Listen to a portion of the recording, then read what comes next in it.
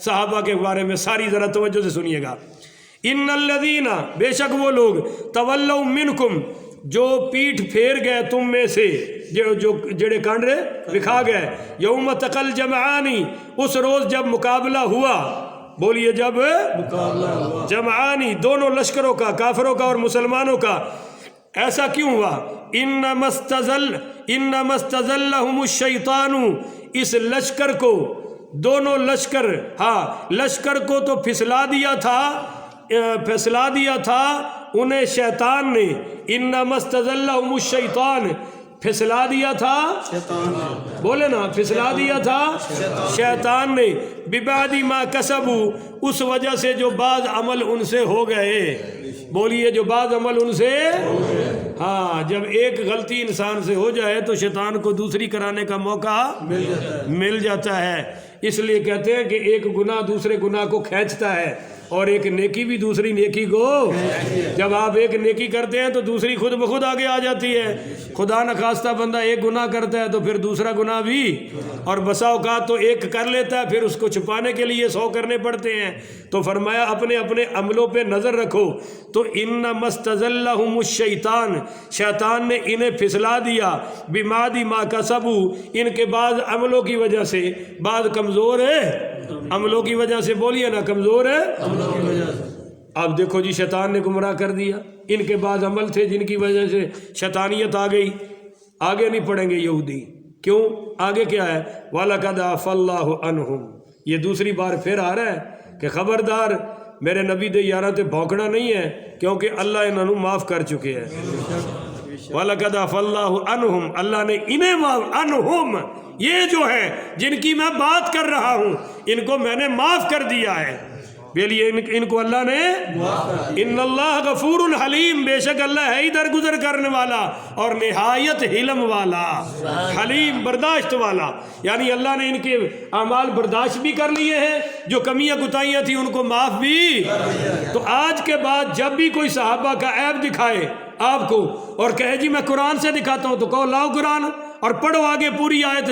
افتؤمنون ببعض وتکفرون ببعض، یہ یہودیوں کا پرانا طریقہ ہے کہ کتاب کی بعض بات کو مان لیں گے اور بعض بات کو، اور مسلمان وہ ہے جو پوری بات مانتا ہے، بولیے جو پوری بات ہے۔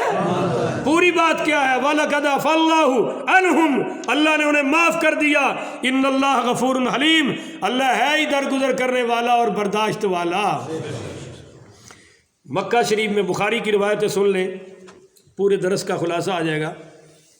حضرت عبداللہ ابن عمر پڑھی رضی اللہ عنہ بیٹھے درس دے رہے تھے، اور لوگ کافی مجمع ارد گرد جمع تھا۔ تو ایک شخص آیا جو دشمن عثمان تھا،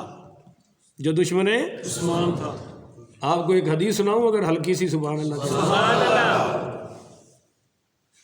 آئے ہائے۔ تو یہ حدیث میں نے بیان کی تھی پنڈی بھٹیاں میں، مین بازار میں ہماری ایک مسجد اہل سنت کی، تو شیعوں نے پورا روڈ بلاک کر دیا تھا، اور کہا جی اگلے جمعے اگر اے شاہ صاحب اتنے آئے تو نہ اسی تھانوں چھڑنا تے نہ اپنے آپ نوں رہن دینا، یا تسی سڑو گے یا اسی سڑاں گے۔ تو ساڈا صدر ایڈا بزدل سی، انہیں کہا جی تسی کہو تے اسی عصر دی نماز ہی نہیں پڑھان دیتے۔ کیا بات ہے ماشاءاللہ، ہیں جب یہو جہ جھوٹاں دے ہاتھ 'چ مسجداں دا نظام آئے تو پھر انج ہی ہوندا ہے۔ تے میں الحمدللہ باہر آ کے کھلو گیا سی کہ جن دے جرت ہے آ جاؤ، میری 100 جانا ہون، میں واری واری عظمت عثمان غنی تے قربان کر۔ سبحان اللہ، اللہ دی قسم اس وقت نہ بچے یاد آئے نہ بیوی یاد آئی، کچھ بھی یاد نہیں سی، بار بار اندر کلمہ پڑھ کے کہہ رہے سی اللہ مینوں قبول فرما لے، مگر کسی دی انہی جرت ہے، اور ساڈے والا پہلے ہی ڈھایا ہویا پیا سی، وہ باہر جا کے معافی شافی بھی منگایا بیچارہ، انا للہ و انا الیہ راجعون۔ وہ دیوبندی آ گئے سن بازار چ کہ اسی ویکھنے ہیں کون ہے جڑا شاہ صاحب دے نیڑے جانا ہے۔ انہیں کہا بھویں سنی ہے گل تو صحابہ دی ہے نا، اور ان کے علماء نے بھی میرے ساتھ فون وہی کھڑے کھڑے کر لیا کہ تکڑے ہو اسی تواڈے نال ہاں۔ میں کہا نہیں ہم نے لڑائی کرنی۔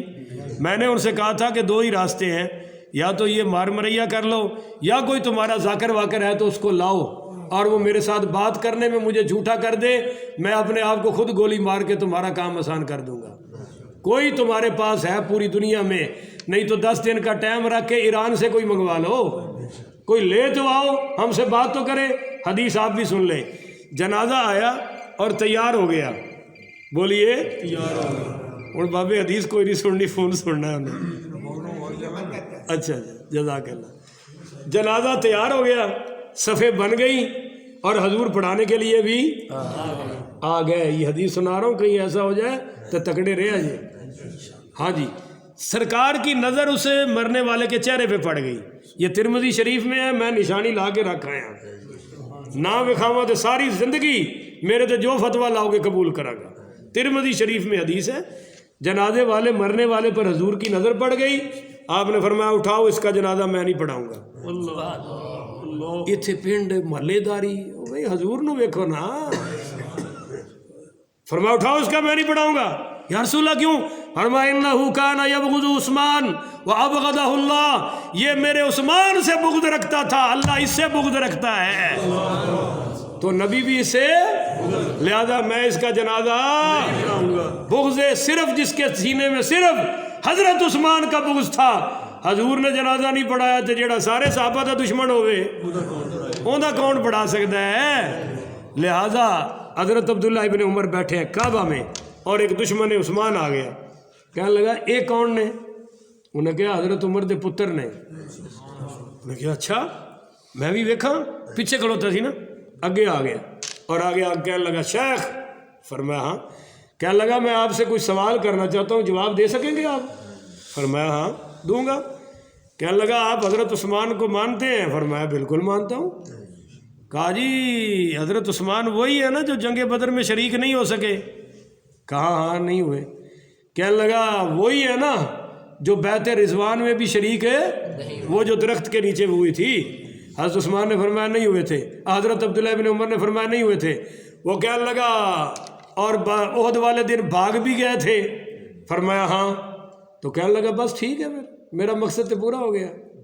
اٹھنے لگا تو حضرت عبداللہ بن عمر نے قمیض سے پکڑ کے کھینچا، فرمایا بیٹھ، یہ تیرا سوال تھا، اب میرا جواب بھی سنتا جا۔ سبحان اللہ۔ آپ نے فرمایا جہاں تک جنگ بدر کی بات ہے تو سن، میرے نبی کریم صلی اللہ علیہ وسلم کی بیٹی لخت جگر حضور کی نور نظر بیمار تھی اور مدینے کے سارے مرد جا رہے تھے اور ان کی کوئی بھی تیمارداری کرنے والا تو آپ نے خود حضرت عثمان کو پیچھے بھیجا، جب کہ حضرت عثمان اصرار کر رہے تھے یا رسول اللہ پہلی جنگ ہے میں تو جاؤں گا، اور تو آپ نے فرمایا تو ادھر رہ، میں تجھے اپنے ساتھ ہی سمجھوں گا، میں تجھے اپنے ساتھ ہی سمجھوں گا۔ تو فرمایا وہ رہے تھے گھر میں حکم مصطفیٰ کی وجہ سے، اور پوری امت نے جب بدر کے شرکاء کا نام لکھا تو حضرت عثمان کا بھی ساتھ لکھا، کیونکہ واپسی پر جتنی مال غنیمت دوسرے مجاہدوں کو حضور نے عطا کی اتنا ہی حصہ حضرت عثمان کو بھی عطا کیا۔ یہ تو بدر کا جواب آ گیا۔ دوسرا حضرت عبداللہ ابن عمر نے فرمایا بیعت رضوان کی بات کرتے ہو تو تمہیں نہیں پتا کہ یہ مقام حدیبیہ پر ہوئی ہے؟ تو حضور نے حضرت عمر سے فرمایا کہ جاؤ ان سے کہو کہ ہم جنگ کرنے کے لیے نہیں آئے، ہم تو عمرہ کرنے کے لیے آئے ہیں۔ حضرت عمر نے فرمایا جی مذاکرات تو میں کروں گا پر جنہیں نہ منی پھر میں ان دی خیر بھی کوئی نہیں، ان دی خیر بھی پہلے میں گل کرتا ہوں نا تو پھر میرا گسونی چلتا ہے، اور گسون تسی چلانا نہیں، تسی پہلے ہی کہہ رہے ہو کہ اسی لڑن نہیں آئے، تو مہربانی جی صرف گل کرنی ہے تو عثمان نال والا بندہ کوئی نہیں، یہ ایسا سخی ہے کہ کافروں تے بھی یہ احسان نے اور وہ سارے ان کا ادب کرتے ہیں، آپ یہ نرم طبیعت ہے بھیج دیں۔ تو حضور پاک نے اپنا نمائندہ بنا کر حضرت عثمان کو بھیجا اور وہ افواہ پھیل گئی کہ شہید ہو گئے، تو حضرت عثمان کی خاطر حضور نے بیعت لی تھی۔ کس کی خاطر لی تھی؟ حضرت عثمان کا نہیں کہ، اور پھر حضور نے اپنے بائیں ہاتھ کو فرمایا کہ یہ عثمان کا ہاتھ ہے، عثمان کا دایاں ہاتھ ہے اور عثمان کی طرف سے میں بیعت کر رہا ہوں۔ فرمایا یہ تیرا جواب ہے کہ جب حضور نے خود بھیجا اور خود ہی بیعت کر لی۔ اور رہی بات غزوہ احد کی تو وَلَقَدْ عَفَا اللَّهُ عَنْهُمْ، کیا حضرت عثمان اکیلے بھاگے تھے؟ باقی نہیں بھاگے تھے؟ تو فرمایا جب اللہ نے معاف کر دیا ہے تو تو کون ہوتا ہے بکواس کرنے والا؟ فرمایا چل اب یہ جواب لے کے چلا جا، جواب بھی لیتا جا تاکہ ساری عمر تیرے ساتھ جواب بھی رہے۔ تو آپ کو بھی کوئی بات سمجھ آئی ہے نہیں آئی انشاءاللہ کہ اللہ نے معاف کر دیا ہے۔ اب ایک آخری سوال اور اس کا جواب کہ جناب ایسا ہوا کیوں جب کہ اللہ خود کہہ رہا ہے کہ میرے ہاتھ میں فتح ہے، نصرت ہے؟ بھائی ہوا اس لیے کہ صحابہ نبی تو نہیں تھے، بولیے نبی نہیں تھے، اور فتح بھی مقدر ہے اور شکست بھی ہے نا مقدر ہے، تو نبی تو نہیں ہار سکتا تھا نا، تو یہ صحابہ سے ہو گیا تاکہ امت کو نمونہ مل جائے۔ بولیے امت کو۔ آج اگر کوئی ہمارے درمیان بھگدڑ مچ جائے اور ہم بھاگ جائیں تو آپ تو ایک دوسرے کو کافر کہنا شروع کر دیں گے، لہذا اللہ نے بتا دیا کہ نہیں بھائی اگر کوئی ایسی صورتحال پیش آ جائے تو دیکھ لو، ایسا تو صحابہ سے بھی ہو گیا ہے، جب اللہ نے ان کو معاف کر دیا ہے تو اللہ تمہیں بھی۔ ایک اہم سوال یہ ہے کہ جی اللہ تو جماعت کا ذکر کر رہا ہے، اسیتم اذا فشلتم، تو کہ تم سب میں یہ ہوا، بظاہر اس کا یہ ترجمہ بنتا ہے کہ تم سب نے نافرمانی کی، تم سب بزدل ہو گئے، تو اصل میں بات یہ ہے کہ جناب جب جماعت میں سے کوئی ایک بھی غلطی کرے تو گنی سب کی جاتی ہے۔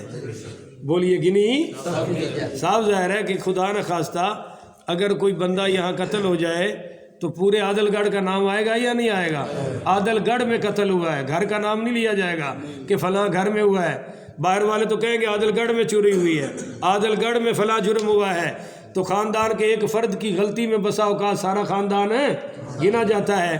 اچھا فتح تو فوج حاصل کرتی ہے پر نام پوری فوج کا چلتا ہے یا نہیں چلتا؟ ہو سکتا ہے کسی ایک فوجی کی وجہ سے فتح ہوئی ہو پر نام میں تو سارے آئیں گے یا نہیں آئیں گے؟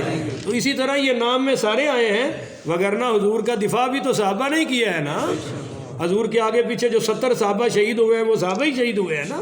اس لیے بھائی اب معاملہ یہ سارا حل ہو گیا، آگے بھی کچھ بیان ہے اس کا، پر یہ اس کا میجر بیان تھا وَلَقَدْ عَفَا اللَّهُ عَنْهُمْ، اللہ نے انہیں معاف کر دیا۔ بولیے اللہ نے انہیں صرف معاف نہیں کیا، آگے پھر آیات آ رہی ہیں، اللہ کہتا ہے ان کو آپ اسی طرح، ہاں اللہ کہتا ہے میرے نبی تو دعا کر کے میں ان کو معاف کر دوں، میں نے تو کر دیا پر تو بھی دعا کر، تو بھی۔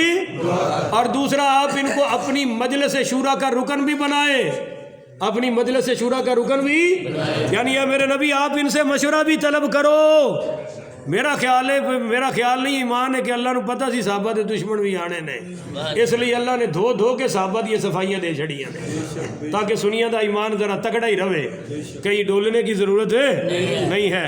اللہ تعالیٰ عمل کی توفیق عطا فرمائے۔ آخر وداع۔